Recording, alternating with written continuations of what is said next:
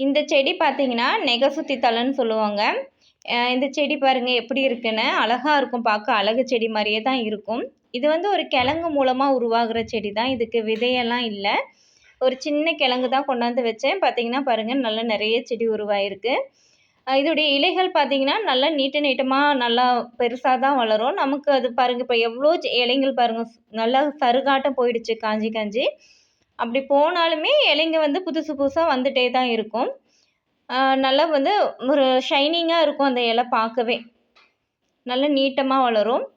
இது பார்த்தீங்கன்னா, நம்ப எப்படி கையில வைக்கணும்னு பார்த்தீங்கன்னா, எந்த விரல்ல நமக்கு நெக சுத்தி வந்திருக்கோ, எது எவ்வளோ தேவைப்படுதோ அந்த அளவுக்கு அந்த இலைய கிள்ளி எடுத்துட்டு, இந்த இலைய பாருங்க, இது வந்து கொஞ்சம் முத்துன இலையா இருக்கிறனால, இப்படி நடுவுல ஒரு தண்டு மாரி ஒரு இது இருக்கும்.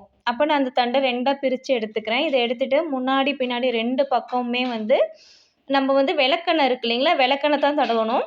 அந்த விளக்கெண்ணெய் தடவிட்டு நம்ம அகல் விளக்குல இல்லன்னா கேஸ் அடுப்புலலாம் வச்சு அந்த நெருப்புல கொஞ்சம் வாட்டணுங்க. வாட்டிட்டு கை பொறுக்கிற சூட்டுக்கு வச்சு அத கட்டி விட்டுட்டு, சுத்தி விட்டோம்னா சுத்திக்கும். அது மேல ஒரு துணிய வச்சு கட்டி விட்டுறணும்.